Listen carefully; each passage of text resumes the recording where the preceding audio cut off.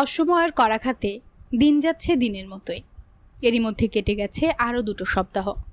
সেদিনের পর থেকে শুদ্ধর সঙ্গে শারাফত চৌধুরীর দেখা হলেও কোনো কথা হয়নি। বাড়িতে থাকাকালীন চোকাচুকি হলে শুদ্ধ নিখুঁতভাবে এড়িয়ে গেছে। তবুও শারাফত চৌধুরী বারবার কিছু একটা বলতে চেয়েছিলেন, কিন্তু সুযোগ পাননি। ছেলের মন ভাঙাতে কথা বলার ছুতোয় কোনো কাজ দিলে বিনা বাক্যে করে দিয়েছে শুদ্ধ। কোনো দরকারে সিতারা বেগমের মাধ্যমে তা জানিয়েছে। বাড়ির অন্য সদস্যরা মূল ঘটনা না জানলেও ঠিকই বুঝেছে কিছু একটা হয়েছে। তবে বর্তমান পরিস্থিতিতে কেউ কোনো কথা বাড়ায়নি। এমনকি সবার নজরে পড়েছে শুদ্ধ 2 দিনেও ঠিকমতো খায় না। এমনিতেই কম কথা বলে, কিন্তু ইদানিং আরও কমে গেছে। তাকে দেখা যাচ্ছে শাওনের পার্টি অফিসে নতুবা আগের ভাড়া করা ফ্ল্যাটে, যেখানে শাওনের ছেলেপুলেরা থাকে। এদিকে শুদ্ধ শাওনের নামে পুরো দমে প্রচারণা চালিয়ে যাচ্ছে। সে আর যাই হোক, ভাইয়ের স্বপ্ন এত সহজে ভাঙতে দেবে না। তার বিশ্বাস শাওন ফিরবে। অন্যদিকে শীতলের কেসের তদন্ত চলছে। কখনো পুলিশ শুদ্ধকে ডাকে, কখনো ওনারাই বাড়িতে আসে। বাড়ির সদস্যদের বসিয়ে নানান প্রশ্ন করে নোট করে নিয়ে যায়। আশা করা যাচ্ছে সামনের সপ্তাহের মধ্যে শীতলের শুনানি ঘোষণা করা হবে। এসবের মধ্যে গতকাল দুপুরে নির্বাচন অফিস থেকে একটা চিঠি এসেছে। শাওনের হয়ে কাউকে দেখা করার কথা জানিয়েছে, তাই শুদ্ধ আজ নিজে থেকে এসেছে কথা বলতে। তার উপস্থিতিতে উচ্চপদস্থ কর্মকর্তারা বিনয়ীভাবে ওনার চেম্বারে ডেকে কুশল বিনিময় করলেন। বাড়ির সবার খোঁজ খবর নিলেন। শাওনের জন্য খুব আফসোস করলেন। শাওনের দিনগুলোতে ভালো কিছু হওয়ার আশ্বাস দিলেন। এভাবেই তালে তালে উনিও কথার মোড় ঘুরালেন নির্বাচনের দিকে। ধীরে ধীরে মূল টপিকে এলেন। শুদ্ধ বরাবর এই জেন্টলম্যান। সে বলে কম, শোনে বেশি, এবং অপরপক্ষেরও বলার সুযোগ দেয়। যে কোনো কথা না ভেবে পাল্টা জবাব দেওয়া তার স্বভাব নয়। মুখ তার, জবানও তার। সে সর্বদা চেষ্টা করে তার কথায় যেন তাকে পরে আফসোস করতে না হয়। এমনটা যেন না মনে হয় এটা বললেই হতো। আজকেও ঠিক তাই হলো। অফিসার ঠান্ডা মাথায় বসে থাকা সুদর্শন পুরুষটাকে সময় নিয়ে কথা দিয়ে বাঁচিয়ে দেখলেন। তীক্ষ্ণ নজরে দেখে নিলেন শুদ্ধর মুখের ভঙ্গি। সব ইতিবাচক বুঝে এবার মোক্ষম টুপটা ফেলতে বিনয় সুরে জানালেন, যদিও কথাটা বলতে আমার খুব খারাপ লাগছে, কিন্তু না বলে পারছি না। শায়ন যেহেতু বর্তমানে নির্বাচন করার অবস্থায় নেই, তাই তার প্রার্থিতা প্রত্যাহার করা উচিত। কারণ ওর সুস্থতা সবার আগে। তাছাড়া বিজয়ী যেই হোক, জনগণের সেবাই হচ্ছে মুখ্য বিষয়, তাই না? এবার প্রত্যাহার করুন, সামনেবার না হয় আবার চেষ্টা করব। ভাগ্যে থাকলে মেয়র হবে। আর আমরা ভাবছি এখনকার কথা। এখন তো একজনকে দায়িত্ব নিতেই হবে, জনগণের পাশেও দাঁড়াতে হবে। একটা শহরের অভিভাবক মেয়র। জনগণ যাদের সমস্যার কথা মেয়রকে জানায়। এখন মেয়র পদে যদি নড়বড়ে থাকে তাহলে কিভাবে হয় বলুন? তাই বলছিলাম যে একটা সময় শায়নের সঙ্গে আবু সিদ্দিকের সম্পর্ক খুব ভালো ছিল। সিদ্দিক ভাই মানুষ হিসেবেও যথেষ্ট ভালো মানুষ। আশা করি মেয়র হিসেবেও খারাপ হবে না। এইটুকু বলে উনি থামলেন। শুদ্ধ ঠান্ডা মাথায় ওনার কথা শুনল। তারপর ধীরে সুস্থে জবাব দিল, আমিও বিশ্বাস করি আবু সিদ্দিক স্যার যথেষ্ট ভালো মানুষ, মেয়র হিসেবে যোগ্য প্রার্থী। তবুও এখানে একটা প্রশ্ন থেকে যায়। কি প্রশ্ন?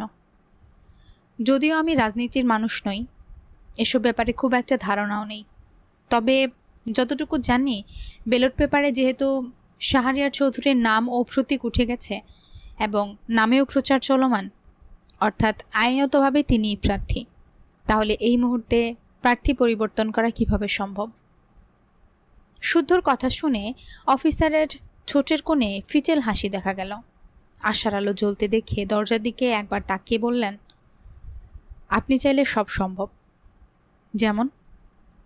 যেহেতু আপনার ভাইয়ের জীবন ও মৃত্যুর সন্ধিনে এবং সুষ্ঠু নির্বাচনের পরিবেশ ব্যাহত হচ্ছে, এসব নিয়ে আপনি আদালতের কাছে নির্বাচন স্থগিত আবেদন করতে পারেন।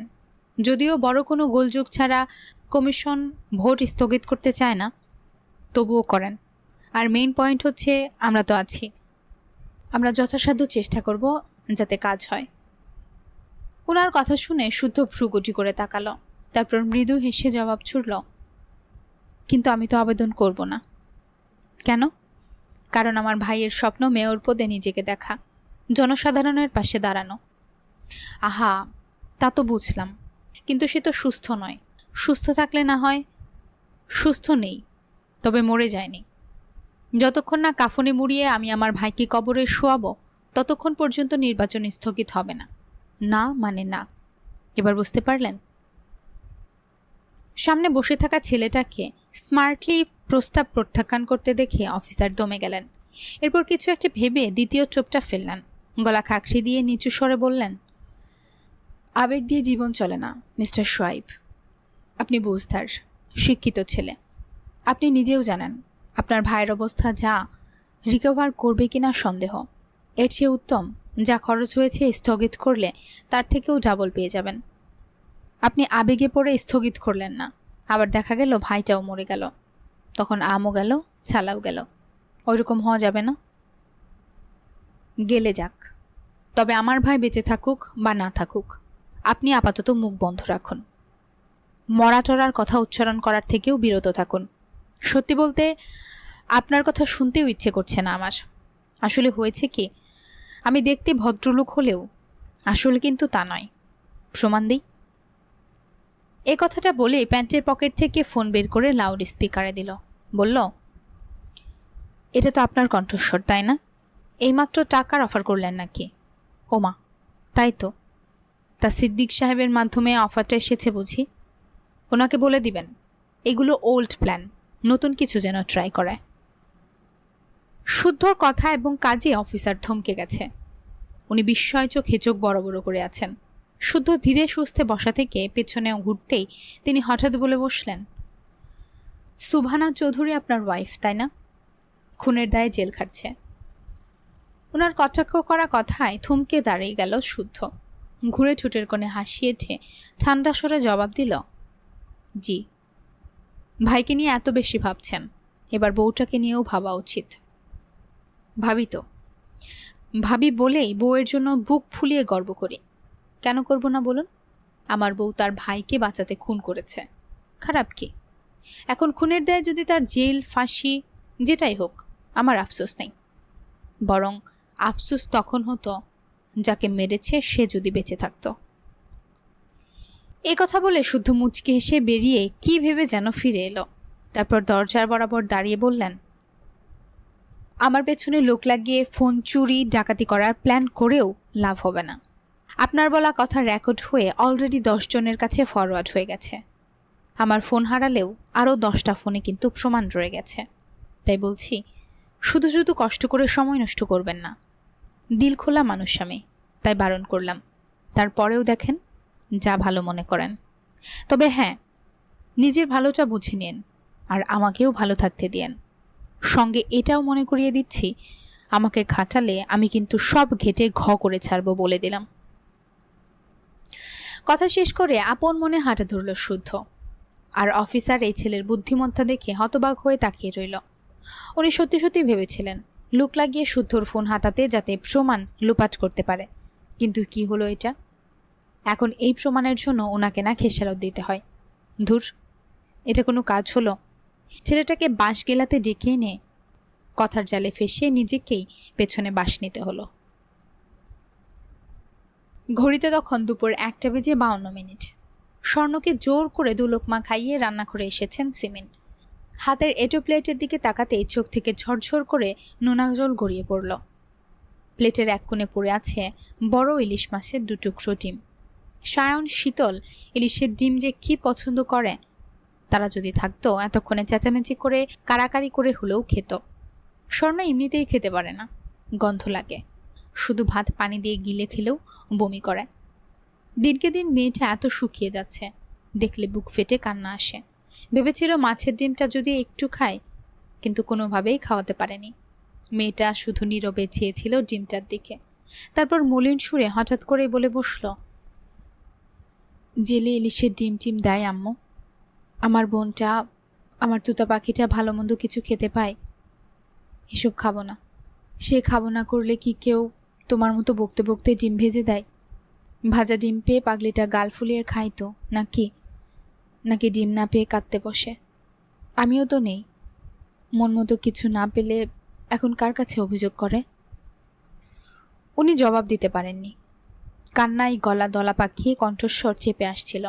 হাউমাউ করে কাঁদতে ইচ্ছে করছিল, কিন্তু না, বহু কষ্টে কান্না আটকে কোনো মতো বলেছেন, আমি কালোই রান্না করে নিয়ে যাব, এখন তুমি খাও। একজনকে না হয় খাওয়াবে, কিন্তু আরেকজন, ওকে কি করবে? সেও সুস্থ হয়ে ফিরুক, ওকেও খাওয়াবো। তাহলে ওরা আগে ফিরুক, তখন না হয় একসাথে বসে খাবো। এভাবে একের পর এক পাল্টা যুক্তিতে না পেরে ফিরে আসতে হয়েছে। স্বর্ণ সাদা ভাত খেয়ে একটু শুয়েছে। কিছুক্ষণ আগের কথা ভেবেই উনি দ্রুত চোখ মুছে হাত ধুয়ে নিলেন। এঁটো প্লেট ধুয়ে নিজের রুমে এলেন। মেয়েকে মুখের দিকে তাকিয়ে একটু একটু করে উনি নিজেকে সামলে নিচ্ছেন। যা গেছে সেটা ফিরে পাবেন না। মেয়ে দুটোর দিকেও তাকাতে হবে, তাদের কথা ভাবতে হবে। দুটো মেয়ে বাবা ভক্ত ছিল, বাবাকে কাছে পেত না, এজন্য বাবার সঙ্গে সুখ স্বর্ণ ভাবত। কিন্তু সেই বাবাই তাদের ফাঁকি দিয়ে চলে গেছে, হারিয়ে গেছে চিরতরে, মিশে গেছে শক্ত মাটির সঙ্গে। এখন যদি উনি ভেঙে পড়েন তাহলে কি হবে? তাদের কে দেখবে? এসব ভেবে তিনি নিজেকে বুঝ দিলেন। কিন্তু পরক্ষণে অসহায় লাগে, খুব একা লাগে। এখনো কল্পনা করতে পারে না যার হাত ধরে এই বাড়িতে এসেছিল, যার সঙ্গে এতগুলো দিন কাটিয়েছিলেন, ছায়ার মতো যিনি পরম যত্নে আগলে রেখেছিলেন, সেই মানুষটাই আর নেই। কি অদ্ভুত। কদিন হলো রুবাব ফিরেছে। এসেই পরদিনই শীতলকে দেখতে ছুটে গিয়েছিল। রুবাবের সঙ্গে উনিও গিয়েছিলেন। যাওয়ার আগে শুদ্ধ কত করে বুঝালো শীতলের সামনে না কাঁদতে, কিন্তু পারলেন না। মেয়ের বন্দি দশা দেখে বুক ফেটে চোখ উপছে অঝরে পানি ছড়তে লাগলো। বিনা কারণে গলা ফাটিয়ে আম্মু আম্মু রেখে কান ঝালাপাড়া করা তুতা পাখি বন্দি হয়ে আছে। চারবেলা খেতে বসলেই যার বায়নার শেষ থাকতো না, সে কি খাচ্ছে না খাচ্ছে দেখতে পাচ্ছে না। বিয়ের পরপরই শীতলের স্বাস্থ্য একটু ভালো হলেও এখন বেহাল দশা। দুধে আলতা গায়ের রংটা কেমন যেন ফ্যাকাশ হয়ে গেছে, চোখের নিচে কালি, এলোমেলো বেশভূষা। রুবাব নিজেও শীতলকে দেখে কান্না আটকাতে পারেনি। নিজের বাহুতে মুখ লুকিয়ে কেঁদেছে ছেলেটা। এভাবে আরও কিছুদিন টুকটাক কথা বলে ফিরে আসার সময় শীতল মলিন গলায় হাসল। তারপর হঠাৎই বলল, আম্মু, বাড়িতে কি কিছু হয়েছে? না তো, কি হবে? আমরা সবাই ভালো আছি, কিচ্ছু হয়নি, সব ঠিক আছে। তাহলে সেদিন ওর মুখটা শুকনো লাগলো কেন? আমার কাছে কি কিছু লুকাচ্ছ? লুকিও না, আমি জানি মানুষটা ভালো নেই। সবাই যদি চাপ দাও কিভাবে হবে বলো তো? ও তো খুব কাছের মানুষ ছাড়া কারোর সঙ্গে তেমন ফ্রি না। বাড়ির সবাই জানে মুখ চুরাসে, আর দুই ভাই টম জেরির মতো ঝগড়া করলেও একে অপরের ছাড় দেয় না, থাকতেই পারে না। সে ভাইটা সুস্থ নেই, ভালো নেই, ডাক্তাররাও হাল ছেড়ে দিয়েছে বলেছে। তার উপর আমার কাছে আসে, কেস নিয়ে দৌড়াদৌড়ি করে। ওর ক্লান্ত নির্ঘুম মুখের দিকে তাকালে আমাকে আর বাড়তি কিছু বলতে হয় না, ঠিকই টের পাই ওর বুকের তোলপাড়। সেদিন এসে চুপ করে শুধু তাকিয়েছিল।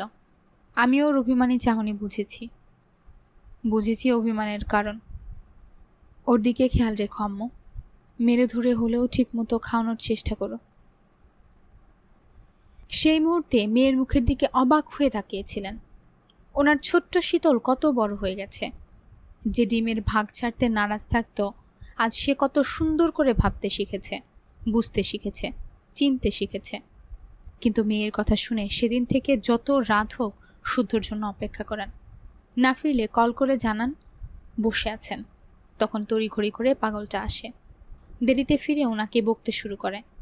বকা শুনতে শুনতে খাবার বেড়ে দিলে তাকে খাওয়াতে গিয়েও আরেক দফা কাঁদতে হয়। ওই বেচারা টেবিলে বসে খাওয়ার গিলতে পারে না। একবার সায়নের চেয়ারের দিকে তাকায়, তো একবার শীতলের চেয়ারের দিকে। ওনার সামনে থেকে উঠতে পারে না। পানি দিয়ে খাবার গিলতে কত চেষ্টা তার। এই তো, এভাবেই দিনগুলো যাচ্ছে। দেখতে দেখতে আরও কিছুদিন কেটে গেল। জানা গেল শীতলের কেস তদন্তের কাজ শেষ। শুনানির যা রায় হবে সেটাই হবে শীতলের সাজা। তবে শতরূপা সহ সবাই আশাবাদী শীতল জামিন পাবে, কারণ যা ঘটেছে সেটা আত্মরক্ষার জন্য হয়েছিল। আগামীকাল শীতলের শুনানি। এই নিয়ে চিন্তিত বাড়ির প্রতিটা সদস্য। সে সঙ্গে আজ শুদ্ধর জীবনেও বিশেষ একটি দিন। দীর্ঘ কয়েক বছর নির্ঘুম রাতের ক্লান্তির ফল হিসেবে তার একটি আবিষ্কার সফল হয়েছে। তার তৈরি করা অ্যালজিমার বা পার্কিনসন্স রোগের ওষুধটি মানব কল্যাণের জন্য কাজে লাগবে। তবে আবিষ্কার করলেই তা ওষুধ হয়ে যায় না। নিজেরা সাকসেস হয়ে বিশ্বের অন্য বাঘা বাঘা বিজ্ঞানীদের কাছে পরীক্ষা করতে পাঠিয়েছিলেন। ওনারা দীর্ঘদিন ধরে পরীক্ষা নিরীক্ষা করে আজও জানিয়েছে যে সেটা প্রকাশিত হবে। আর পাবলিকেশন হয়ে যাওয়ার মানেই অফিসিয়ালি পৃথিবীর মানুষ জেনে যাওয়া। টিভিতে এই নিয়ে শিরোনাম হচ্ছে, তবে শুদ্ধ আগ বাড়িয়ে বাড়ির কাউকেই বলেনি। টিভির খবর আর আত্মীয়দের ফোন কলে জেনেছে। আসলে যারা এসব নিয়ে মাতামাতি করত তারাই নেই। শুদ্ধ বেডে বসে চুপ করে দেওয়ালে টানানো ছবিটার দিকে তাকিয়ে আছে। গায়ে হলুদের দিনে হাত আঁচলে বেঁধে নিয়ে যাওয়ার মুহূর্তটা বড় করে টানিয়েছে শীতল। ছবিটা ভীষণ সুন্দর, যতবার দেখে মন জুড়ে আসে। এদিকে একের পর এক ফোন কল এসেছে দেখেও শুদ্ধ রিসিভ করছে না। এখন তার অভিনন্দন বার্তা শুনতে ইচ্ছে করছে না। জীবনে যখন সফলতা আসে তখন চেনা জানা শুভাকাঙ্ক্ষীর অভাব হয় না, অথচ খারাপ সময়ে এরাই পাশে থাকে না। পাশের ফোনটা কল রিসিভ না করলেও হঠাৎ তার আরেকটা ফোন বেজে উঠতেই শুদ্ধ তড়িৎ উঠে বসল। চট করে কল রিসিভ করতেই একজন মহিলার কণ্ঠস্বর কানে লাগলো। আপনি কি সুভানার স্বামী মিস্টার সোয়াইব? জি। কিছু হয়েছে? সুভানা ঠিক আছে? আপনি এক্ষুনি সদর হাসপাতালে চলে আসুন। কেন, কিছু হয়েছে ওর? হ্যালো হ্যালো, কথা শুনতে পাচ্ছেন? কথা বলছেন না কেন? হ্যালো। ওর নাকি পেটে ব্যথা, আপনি আসুন। শুদ্ধ আর কিছু বলার আগেই কলটা কেটে গেল। সেও দাঁড়ালো না, দৌড়ে বাড়ি থেকে বের হলো। সিমিন স্বর্ণকে নিয়ে গেছে ডাক্তারের কাছে, আর সিরাজ শাম্যকে নিয়ে চলে গেছে মায়ের বাড়ি। বাড়ির পুরুষ সদস্যরা যে যার কর্মস্থলে। সিতারা ছাদে গেছে শুকনো কাপড় তুলতে। ছাদ থেকে শুদ্ধকে গাড়ি নিয়ে বের হতে দেখে সিতারা ভ্রুকুচকে তাকিয়ে রইলেন। একবার ডাকলেনও, তবে শুদ্ধ শুনতে পেলেন না। তবে গাড়ির গতি বাড়িয়ে ছুটল সদর হাসপাতালের দিকে। এদিকে শীতল কয়েকদিন ধরে পেটে ব্যথায় ভুগছিল। শিশু উন্নয়ন কেন্দ্রে ডাক্তার ভেবেছিল সাধারণ সমস্যা, তাই ব্যথা কমানোর মেডিসিন দিয়েছিলেন। কিন্তু ব্যথার তীব্রতা আর শীতলের শারীরিক অবস্থার অবনতি দেখে তাকে জরুরি ভিত্তিতে সদর হাসপাতালে পাঠানো হয়েছে। এখানে আলট্রাসোনোগ্রাম করার পর ডাক্তাররা যা জানলেন তা শুনে সবার মাথাতে আকাশ ভেঙে পড়েছে, এবং বাড়ির লোকেদের কলে জানিয়েছে আসার কথা। জ্যাম পেরিয়ে কয়েক ঘন্টা পর শুদ্ধ হাঁপাতে হাঁপাতে পৌঁছালো। অবস্থা জানার জন্য একজন মহিলা পুলিশকে জিজ্ঞেস করতে গেলে ডাক্তার গম্ভীর মুখে বেরিয়ে এলেন। পেশেন্টের অভিভাবককে জানতে চাইলে শুদ্ধ এগিয়ে গেল। উনি শুদ্ধকে আপাদমস্তক দেখে বললেন, পেশেন্ট গর্ভবতী ছিলেন, কিন্তু দুর্ভাগ্যবশত অ্যাক্টোপিক প্রেগন্যান্সি। তার ভ্রূণটি ফেলোপিয়ান টিউবে এমনভাবে আটকে আছে যে কোনো সময় ইন্টারনাল ব্লিডিং শুরু হতে পারে। অনাকাঙ্ক্ষিতভাবে শুদ্ধর কাছে খবরটা যেন বিনা মেঘে বজ্রপাতের মতন লাগলো। হতবাক হয়ে কিছু বলার আগেই ডাক্তার স্পষ্টভাবে জানিয়ে দিলেন, বাচ্চাটাকে বাঁচানোর কোনো উপায় নেই। যত দেরি হবে পেশেন্টের জীবনের ঝুঁকি তত বাড়বে। আমাদের দ্রুত সার্জারিতে নিয়ে যেতে হবে। কি করবেন দ্রুত জানান। একথা বলে হাঁক ছেড়ে একজন নার্সকে ডেকে শুদ্ধকে দেখিয়ে বলল, বন্ডে সাইন নিয়ে নাও। শুদ্ধ কেবিনে পা রাখতে যাবে তখনই মধ্যবয়সী একজন নার্স দ্রুত পায়ে এগিয়ে এলেন। হাতের বন্ড পেপার শটাপে মেলে ধরে তাড়া দিলেন সই করার জন্য। বন্ড পেপার দেখে কেন জানি তার হাতটা মৃদু কাঁপছে। এক ঝাঁক কষ্টরা বুকে দলা পাকিয়ে জমাট বেঁধে আছে। তবুও আর সময় নষ্ট না করে পাথরের মতো শক্ত হয়ে বন্ডে সই করে দিল। নার্স পেপার হাতে ছুটলেন, শুদ্ধ দ্রুত কেবিনের দিকে এগিয়ে গেল। দরজায় দাঁড়িয়ে দেখল শীতল পেট চেপে ধরে গুমড়ে গুমড়ে কাঁদছে। কারো উপস্থিতি বুঝিয়ে ঘাড় ঘুরিয়ে তাকে দেখা মাত্রই হাউমাউ করে কেঁদে উঠল। যন্ত্রণায় নীল হয়ে যাওয়া শরীর নিয়ে কোনো মতে পেট আঁকড়ে ধরে উঠে বসল। তাকে উঠতে দেখে শুদ্ধ দ্রুত বুকে আগলে নিল।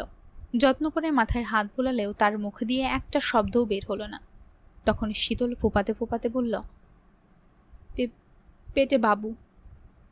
পেটের অসহ্য যন্ত্রণায় কুজো হয়ে যাচ্ছে মেয়েটা, তবুও দুহাতে পরম মমতায় নিজের গর্ভকে রক্ষা করার চেষ্টা করে যাচ্ছে। তার কথাতে বুঝতে বাকি নেই তাকে সবটা জানানো হয়েছে। মেয়েটা বরাবরই বাচ্চা পাগল। সুন্দর বাচ্চাদের দেখলে চেপে ধরে চুমুটুমু খেয়ে গাল চটকে একাকার করে। সেই মেয়ে নিজের বাচ্চাকে টিকিয়ে রাখতে পারছে না। পরিস্থিতি সামাল দিতে শুদ্ধ আগেই নিজেকে সামলে নিল। তারপর শীতলের চোখ মুছে দিয়ে বেশ নরম সুরে বলল, কাঁদে না, শান্ত হও, আবার আসবে। এই কথা শুনে শীতল কাঁদতে কাঁদতে শুদ্ধ ওর পায়ের কাছে বসে পড়ল। খুব ভালো করেই বুঝল শুদ্ধ ডাক্তারের মতো অ্যাবর্শনের কথা তাকেই বলবে, যথাসাধ্য বুঝাবে অ্যাবর্শন করার জন্য। কিন্তু সে সেটা কিছুতেই মানতে পারছে না, বুঝতে পারছে না এসব কোন ভুলের মাসুল দিচ্ছে, জীবন তাকে নিয়ে এই কোন খেলায় মেতেছে। অসহায় সুরে শব্দ করে কাঁদতে কাঁদতে বলল, আমার সে সম্বলটুকু কেড়ে নিতে দিয়েন না, ওদেরকে বারণ করুন, আমি কিছুতেই অ্যাবর্শন করব না। ও তো আমাদের অংশ, আমাদের ভালোবাসার চিহ্ন, আমাদের বৈধ সম্পর্কের পবিত্র প্রাপ্তি। তাহলে ওকে কেন মেরে ফেলতে হবে? কেন আমার থেকে আলাদা করে দিতে হবে? শীতলের আর্তনাদগুলো শুদ্ধর বুকে তীরের মতন বিঁধল। সে শুকনো ঢুক গিলে শীতলকে বাহু জোরে আগলে নিল। তারপর শক্ত করে বুকে জড়িয়ে ভিজা কণ্ঠে বলল, আল্লাহ আবার আমাদের দেবেন, আবারও হবে, কিন্তু আগে তো তোকে বাঁচতে হবে। না, আমার এইটাই চাই, একেই চাই। অ্যাবর্শন করালে আমি মরে যাব, সত্যিই মরে যাব। ওদের বারণ করুন। আমি জানি, আমার মন বলছে আমার বাবা আমার সন্তান হয়ে ফিরে এসেছে আমার কাছে। একবার বাবাকে হারিয়েছি, আর না, একটু রহম করুন আমার উপর। আমি যে আর পারছি না, আর কত সহ্য করব আমি? শুদ্ধ কথা খুঁজে পেল না। শীতলের মুখটা দু হাতে আগলে ধরে কপালে কপাল ঠেকিয়ে ভাঙা গলায় বলল, তোর কষ্ট হচ্ছে, আমার কষ্ট হচ্ছে না? এত পাষাণ ভাবিস আমাকে? আমার রক্ত, আমার অংশ, আমার ওই আদেশে আজ নিঃশেষ হয়ে যাচ্ছে। আমার বুক কাঁপছে না? খারাপ লাগছে না? আমিও ভিতরে ভিতরে মরে যাচ্ছি, দেখতে পাচ্ছিস না? অ্যাবর্শন না করলে তুই মরে যাবি, তখন কার জন্য বাঁচবো আমি? আর কে আছে আমার? শুদ্ধর কথা শুনে আচমকা শীতলের কান্না থেমে গেল। সে ড্যাব ড্যাব করে তাকিয়ে রইল তার বিশুদ্ধ পুরুষটার দিকে। বিশুদ্ধ পুরুষটাও কষ্ট পাচ্ছে? না না, এটা হতে দেওয়া যাবে না। পৃথিবী সমান কষ্ট এসে তার বুকে জমা হলেও সে প্রার্থনা করবে তার প্রিয় মানুষটা সবসময় ভালো থাকে, সুস্থ থাকে। সে শুদ্ধর হাতটা নিজের কপালে ঠেকিয়ে নিশ্চুপ হয়ে দাঁড়িয়ে রইল। পেটে যেমন ব্যথা, বুকে তার থেকেও শতগুণ বেশি ব্যথা। তখন রুবাব সহ বাড়ির অন্য সদস্যরা উপস্থিত হলো। সিমিন মেয়েকে বুকে জড়িয়ে নিলেন। তখন নার্সে সে ইশারা করতেই শুদ্ধর কাঁধ জড়িয়ে ধরে শীতলকে অপারেশন থিয়েটারের ভিতর নিয়ে গেল। আসতে গেলে করুণ চাহনিতে নাসূচক মাথা নাড়ালো। তার ভয় লাগছে, বড্ড অসহায় লাগছে। অগত্যা শুদ্ধ ডাক্তারকে রিকোয়েস্ট করার কথা অনুমতি পেল। তারপর ডাক্তাররা টুকটাক কিসব করল। শীতল শক্ত করে শুদ্ধর হাত ধরে নিশ্চুপ তাকিয়ে রইল। চোখের কার্নিশ পেয়ে জল গড়াতে গড়াতে ধীরে ধীরে তার চোখ জোড়া বুঝে এলো। তারপর আর কিছুই মনে নেই। ডাক্তারদের মাথার উপরে থাকা টিভির মতো স্ক্রিনে কিছু একটা শুদ্ধকে দেখিয়ে জানালেন, শীতলের ভ্রূণের আকার খুব একটা বড় নয়, তবে ব্যথার তীব্রতা বেশি। তাই ওনারা চাচ্ছেন পেটের ছোট্ট ছিদ্র করে যন্ত্রের মাধ্যমে টিউব থেকে ভ্রূণটি বের করে আনতে। ভাগ্যিস টিউব ফেটে রক্তক্ষরণ হয়নি। যদি হতো তাহলে ওপেন সার্জারি করতে হতো। শুদ্ধ চুপ করে শুধু শুনল। শীতলের যা অবস্থা তাকে পুরোপুরি অজ্ঞান করে কাজ করা হচ্ছে, যাতে গভীর ঘুমে থাকে এবং কোনো ব্যথা অনুভব না করে। ভ্রূণটি যখনই টেনে বের করল, শুদ্ধ দাঁড়িয়ে দাঁড়িয়ে দেখল। তারপর শীতলের দিকে একবার তাকিয়ে ধীর পায়ে বেরিয়ে এলো। দেওয়ালে মাথা টেকে আরও শুয়ে বসে রইল। অন্যরা এসে বুঝ দিল, কত কি করে বুঝালো। সবাই চুপচাপ শুনল শুদ্ধ। বেশ কিছুক্ষণ পর অপারেশন থিয়েটারের দরজার উপরে লাল বাতিটা নিভে গেল। অটো থেকে দুজন ডাক্তার বেরিয়ে এলো। ওনাদের দেখে শুদ্ধ উঠে এগিয়ে গেল। তার মনে হচ্ছে হৃৎপিণ্ডটা থমকে যাচ্ছে, শরীরও আড়ষ্ট হয়ে যাচ্ছে। ডাক্তার শুদ্ধকে দেখে মাস্ক খুলে ক্লান্ত স্বরে বললেন, she is out of danger, but I am sorry mister Shoaib, you could not save the baby. শুদ্ধ মলিন হাসল। তার কানে শুধু আই এম সরি শব্দটুকুই প্রতিধ্বনির মতো বাজতে লাগলো। এক প্রিয়কে বাঁচাতে গিয়ে সে আরেক প্রিয়কে চিরতরে হারিয়ে ফেলল। ভেবেছিল আজকের দিনটা তার জন্য শুভ। বছরের পর বছর কষ্ট করে নিজের তৈরি আবিষ্কারের সফলতা এসেছে।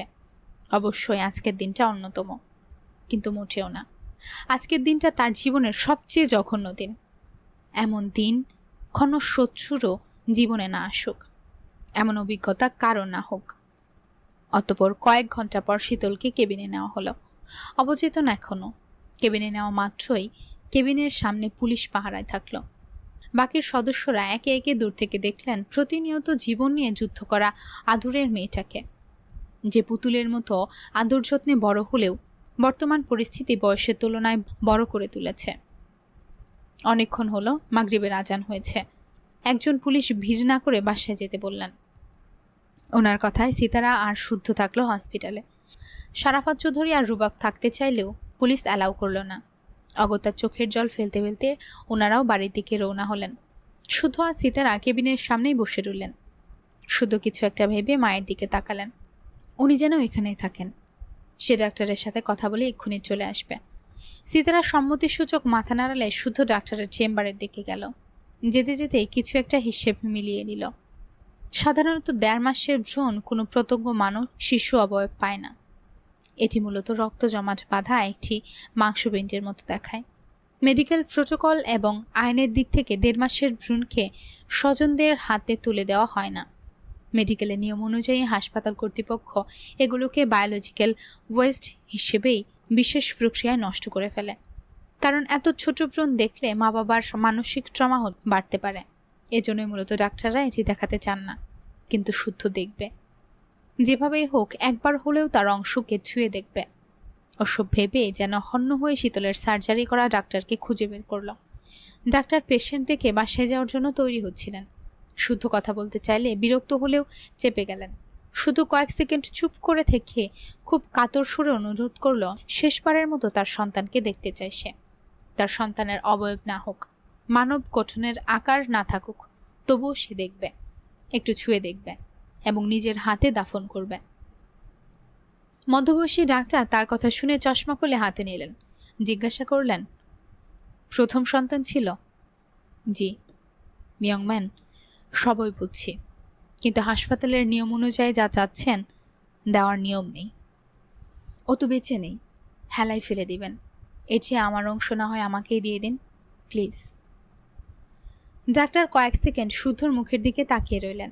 কেন জানি কাতর সুরে বলা কথাটা ফেলতে পারলেন না। নার্সকে ডেকে নিচু সুরে আদেশ করলেন ভ্রূণটা আনতে। নার্স একটা কাছের জারে ছোট্ট একদলা মাংসপিণ্ড এনে শুদ্ধর হাতে দিল। শুদ্ধ কাপা কাপা হাতে সেটা নিল। 1.5 মাসের সেই ছোট্ট অস্তিত্বকে দেখে তার মনে হলো কেউ কলিজাটা টেনে ধরেছে। এটাই সে প্রাণ যার জন্য শীতলের এত আকুতি। সে কম্পিত হাতে আঙুলের ডগা দিয়ে আলতো করে সেই নরম পিণ্ডটা ছুঁয়ে দেখল। এটাই তার আর শীতলের ভালোবাসার ফল, যাকে হারিয়ে ফেলল। তাকে কাঠ হয়ে দাঁড়িয়ে থাকতে দেখে ডাক্তার সাবধান করে দিলেন এসব কথা যেন কাউকে না জানায়। শুদ্ধ মাথা জানিয়ে জারটি টিস্যুতে মুড়িয়ে নিল।